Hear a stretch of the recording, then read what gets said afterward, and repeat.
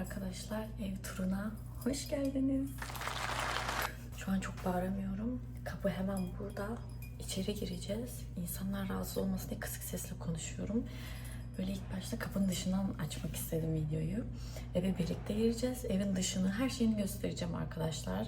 Biraz fiyatlardan da bahsedeceğim. Olur da böyle Kore'ye gelen olursa ya da Kore evlerini merak edenler olursa diye çekmek istedim. Umarım beğenirsiniz. Bu bir küçük ev turu olacak. Çünkü ev çok da büyük değil aslında arkadaşlar. Ev 1+0 galiba. Ev 1+. Gördüğünüzü anlayacaksınız, yani ev demeye bin şahit. Ama yine de göstermek istedim. O zaman hemen içeri girelim arkadaşlar. Let's go. Beklerimle dışarıda bekliyorum. Ev burası. Kapı açık. Diğer yerde insanlar olduğu için çok sessiz konuşuyorum. Burada bir adet suyum var. Böyle insanlar genelde dışarı koyuyor. Hemen şuradan içeri girelim. Kapıyı kapattım. 5'i çekiyorum. Burada direkt kapının böyle hemen önünde ayakkabılarınızı çıkarabileceğiniz bir alan var ve burada bizi mutfak karşılıyor. Mutfak demeye yine bin şahit. Burası mutfak arkadaşlar. Bu kadar. Benim normal ocağım yok. Bu elektrikli ocak. Bunu kullanıyorum maalesef. Bunda da sıkıntı var. Burada fişine takıp yapabiliyorsun ama bazen çok iyi çalışmıyor. Çok sinir oluyorum buna maalesef. Suyum burada da bulaşık yıkamak için, işte kuruduğunda koymak için. Çamaşır makinesi. Çoğu evde bu arada çamaşır makinesi olmuyor. Genelde hep dışarıda yıkıyorlar. Evimde olması çok büyük bir avantaj. O yüzden çok seviyorum. Ama bu da arada çalıştığında zıplıyor arkadaşlar. Zıplayarak buraya kadar geliyor bazen. Güm güm güm güm zıplayarak buraya kadar geliyor. Böyle yani garip ama olsun. Var en azından. En azından evde var. Burada çıkarıp giriyorsunuz. Mutfak kısaca sadece bu kadar arkadaşlar. Benim ihtiyaçlarım sadece burada. Her şeyi buraya yığdım. Bakıldığında çok dağınık. Buraya bakmanıza gerek yok. Ben şimdi size buralarda neler var onu anlatayım biraz. Sizi tam onun içine yerleştirdim. Biraz nelerim var. Bunlardan da biraz bahsetmek istiyorum. Türkiye'den getirdiğim şeyler. Çay. Bu tür çaylar var. Bir de normal poşet çaylarım var. Çok fazla çay var. Çok çay içiyorum. Türk çayı olmazsa olmaz. Buradaki aslında yabancı marketlerde de Türk çayı var ama ben yine de Türkiye'ye her gittiğimde çay getiriyorum. Çünkü neden olmasın? Az önce telefonu düşürdüm. Neyse. Zeytinyağı. Bunu Kore'ye ilk getiren Türk ben olabilirim ama bal getirdim arkadaşlar. Bal yok mu burada? Tabii ki de var. Ama valizim boştu ve hakkım vardı. O yüzden getirmek istedim. Çünkü Türkiye'den evden aldığım her şey bana bedava olarak geliyor. Yani bedava getirdiğim şeyleri neden burada para vereyim? Arkadaşlar 1001 çeşit Türk kahvesi getirdim. Benim en sevdiğim menengiç kahvesi. Türk kahvesi de var ama şu an buradan çıkarırsam telefon düşer. Kısaca burada bunlar var. Genelde hep Türkiye'den getirdiğim şeyler, işte çaydır falan. Burada hep içecek kısmı, kahveler falan var. Birazcık daha detaylı göstereyim size. Arkadaşlar şu an çok kötü görünüyor farkındayım ama buralar hep kahve. Burada böyle enerji, tam enerji değil ama vitamin içecekleri falan oluyor. Böyle günlük içebileceğiniz şeyler. Mesela bu da var. Hyaluronik asitli böyle bir suyla tüketebileceğiniz stick. Kısmında da yine poşet çay ve ramenler var. Buraya çok yetişemiyorum. Çok kullanmadığım şeyleri koyuyorum. Burada aradığınız her şey var arkadaşlar. Burada yine Türk abur cuburları falan da var. Çay. Ve en çok oatmeal ben çok yediğim için sabahları bu olmazsa olmaz. Bittikçe alıyorum. Bu kadar kısaca. Aşağıda hiçbir şey yok. Aşağıda poşetler falan. Kısaca burası bu şekilde. Çok anlatılacak bir şey yok. Burada hiçbir şey yok zaten, boru. Araç gereç bu şekilde. Bu arada şunu da göstereyim. Poşetler oluyor. Bunları parayla alıyorsunuz. Bunlarla çöpe atmanız gerekiyor. Normal çöplerinizi. Plastikleri falan da yani su gibi, bunun gibi şeyleri normal çöpe atamıyorsunuz. Plastik kısmını atmanız gerekiyor. Evin dışında var. Size o kısmı da göstereceğim. Ama bundan da böyle bir bahsetmek istedim. Hazır mısınız? Giriyoruz ve kısaca bu şekilde. Şuraya kutuları koydum. Telefonu onun üzerine koymayı denedim ama beceremedim. İlk başta buraya giriyoruz. Burada böyle ayakkabılarım ve ceketlerimin olduğu yer ve burada bir aynamız var. Aynamızın üstünde ördek bizi karşılıyor. Bu ördek çok büyük bir ördek arkadaşlar. Kocaman bir ördek olduğu için nereye koyacağım bilemedim. Ben de buraya koydum. ayna almıştım. Geldiğimde ayna yoktu ve ayna bence bir ihtiyaç. Kesinlikle. Hiçbir yerde ayna yok çünkü. Almak zorunda oldum. 2 tane büyük çantamı buraya koydum. Burada ceketlerim var. Ve diğer çantalarım normalde farklı bir yerdeydi ama çok yer kaplıyordu. Ben de böyle bir şey aldım ve hepsini böyle dizdim buraya. Ayakkabılarımı da aşağı koydum. Puma sevdiğim çok mu belli oluyor? Giymediğim ayakkabılar da vardı. Onları da kaldırdım artık. Şurada da bir kutu var. Çeşitli temizleme şeyleri ya da PR kutulu PR ürünleri geliyor. Onun içine koydum. Bu kısım bu şekilde. Burada bir dolap var. Bu dolap tabii ki de asla yeterli değil. Zaten o yüzden bunu aldım.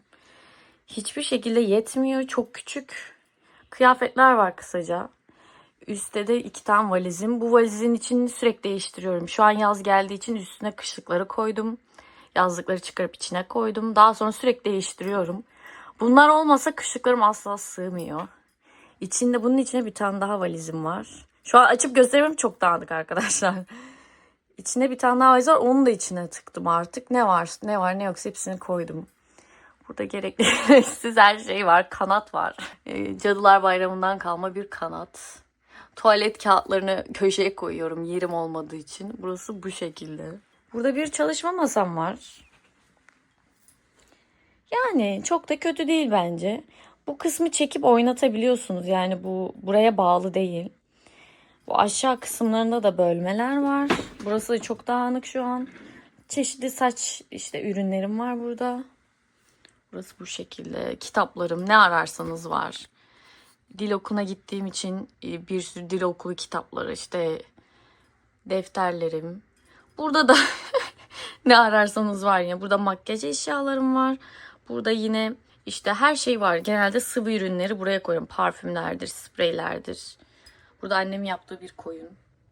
Ve burada da yayın yaptığım için ışık var. Çeşitli ışıklar. Army bombumuz var. Tabii ki de Army bomb.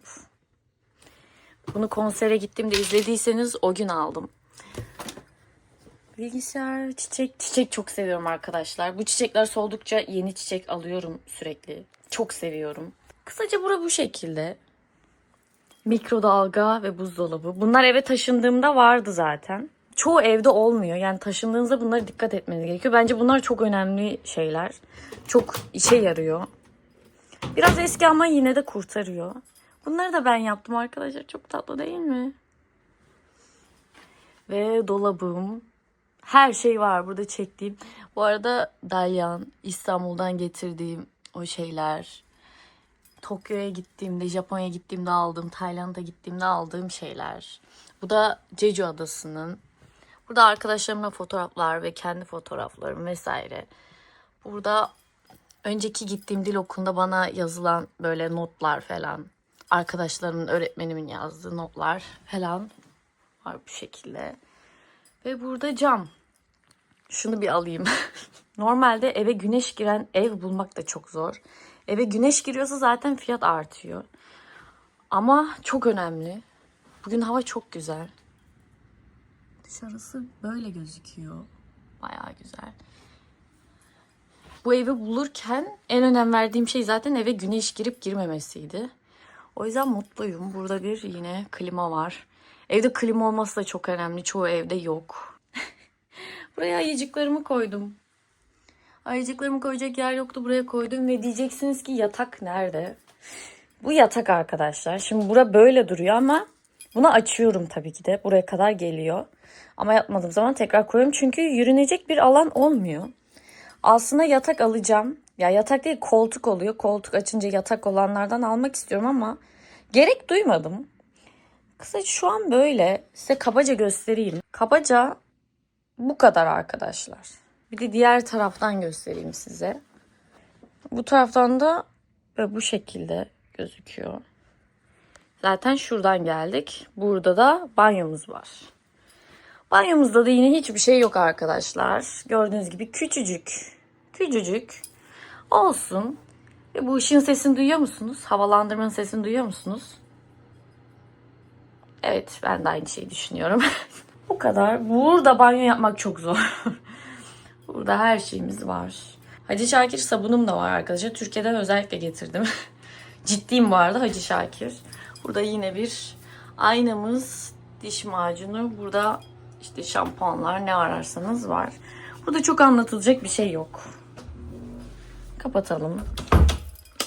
Arkadaşlar ev kısaca bu şekilde. Size biraz fiyatlardan bahsetmek istiyorum. O yüzden bir oturup konuşalım. Daha sonra evin size dışında göstereceğim. Şu camı bir kapatayım. Evet arkadaşlar, kısaca evin içi bu şekildeydi. Evin dışını da size göstereceğim ama ilk başta böyle birazcık bu evin kirası, depozitosu ne kadar ve ortalama evler ne kadar, bundan biraz bahsetmek istiyorum dışarıyı göstermeden önce. Şimdi şunu söylemek istiyorum. Ben şu an Seul'de yaşıyorum. Seul'deki evler en pahalı evler. Kirada yaşadığınız bölgeye göre tabii ki de çok fazla değişiklik gösteriyor. Ben şu an Seul'ün en ucuz bölgelerinden birinde yaşıyorum. Yakında üniversite olduğu için üniversite yakınları biraz daha ucuz oluyor. Ama daha küçük one room tarzı çok fazla yerler oluyor bu ev gibi. Genelde bu şekilde. Dediğim gibi bu benim yaşadığım yer ekstra ucuz. Ama Seul'de gelip daha böyle işlek yerlerde kalırsanız maalesef fiyat çok fazla artıyor. Benim çünkü Seul'deyim ama Seul'ün biraz alt kısımlarında olduğum için çoğu yere uzak. Yani daha orta bir yerde kalmak istiyorsanız fiyat çok fazla değişiklik gösterecektir. İlk başta bunu söylemek istiyorum. Evlerde sözleşmeler genelde 1 sene ve 2 sene arası oluyor. Benim bu evdeki sözleşmem 1 sene ve depozito vermeniz gerekiyor. Depozito ve kira olarak işliyor. Şunu ilk başta söylemem gerekiyor. Depozitoyu az verirseniz kiranız yüksek oluyor. Kirayı yüksek verirseniz depozitonuz düşük oluyor.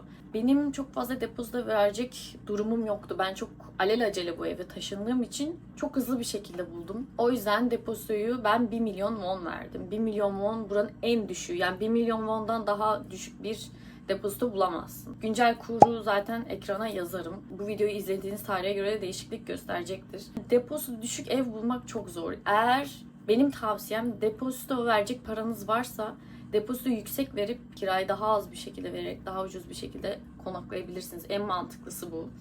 Çünkü zaten depozitoyu çıktığınızda alacaksınız. Kirada 430 bin won veriyorum her ay. Ama su dahil değil. Su bedava, sadece gaz ve elektriği ekstra ödüyorum. Tabii bu her ay değişiyor. Yazdan kışa, kıştan yaza sürekli değişiklik gösteriyor ama çok fazla etki etmiyor. Ortalama her şeyi dahil edersem 450 bin won'a falan geliyor. Yine ekrana ekleyeceğim. Kısaca bu şekilde. Bir önceki kaldığım ev vardı. O evde bu aynı depozito fiyatı, aynı kiraydı ama daha büyük bir evdi. Yani bundan daha aynı fiyata daha büyük bir ev bulabilirsin ama yine benim yaşadığım bu çevrede bulmuştum. Yine aynı çevrede yaşıyordum ben.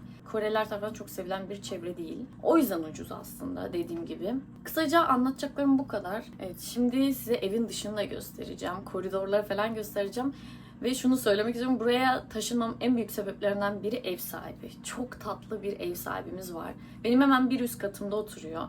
Yani hemen bir şey ihtiyacım olduğunda direkt yardıma koşabilecek insanlar. 2 tane yaşlı, karı koca bir çift. Çok tatlılar. Zaten bu binada da çoğu kişi yabancı öğrenci. Dediğim gibi yakında üniversite olduğu için çoğu öğrenciler bu çevrede yaşıyor. Bir de uygun olduğu için. Çoğu yabancı da burada yaşıyor. Çoğu öğrenciler de burada yaşıyor. Dışarıyı göstermeden önce uyarmam gerekiyor. Çok fazla bitki ve oyuncak göreceksiniz. Ev sahibimiz çok fazla bitki besliyor ve çok her yerde oyuncaklar var. Binanın dışarısında da oturma alanları falan var. O yüzden de çok sevdim. Arkadaşlarım geldiğinde direkt binanın önünde oturup piknik, her şeyi yapabiliyoruz. Göstereceğim size. Let's go. Bunu giydim, çıkabiliriz. Bu arada dışarı çıkıyorum bir yandan. O yüzden hemen dışarı çıkarken size orayı da göstereceğim. Gidelim arkadaşlar. Burayı hep dışarı çıkmadan önce kapatıyorum. Neden bilmiyorum. Nasıl kapatalım? Şimdi size burayı biraz göstereyim. Burası suyum var. Bunu ev sahibi koymuş. Gördüğünüz gibi burada böyle resimlerimiz var. Burada da yine ev sahibinin yaptığı bitkiler. Lavabodan bir ağaç. Gece geldiğinizde burada biraz korkunç oluyor. 3. kattayım ben bu arada. Burada da su alabiliyorsunuz galiba ama hiçbir zaman buradan almayı denemedim. Çalışmıyor olabilir. Burada yine böyle köpek. Gece yine bu çok korkunç oluyor arkadaşlar. Bitkiler. Her katta bir şey var. Her katta. Burada çeşitli oyuncaklar.